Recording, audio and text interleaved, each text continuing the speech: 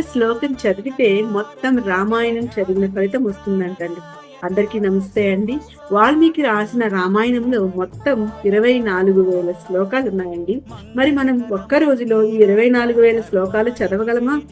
అందుకే మహర్షి ఒక రహస్యాన్ని చెప్పారంట.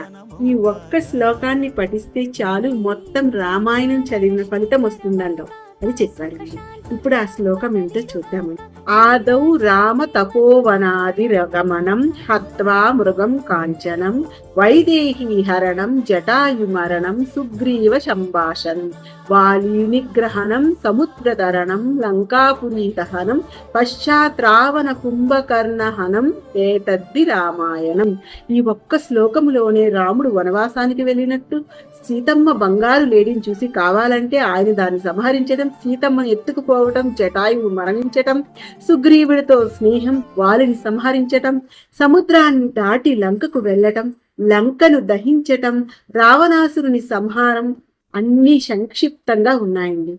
దీన్ని ఏక శ్లోకే రామాయణంగా పిలుస్తారండి. అందుకే భక్తితో ఈ ఒక్క శ్లోకాన్ని రోజు చదివినా మొత్తం రామాయణం చదివిన ఫలితం ఇస్తుందని పండితులు చెబుతున్నారండి. రోజు ఈ శ్లోకాన్ని మనం పఠిద్దామండి.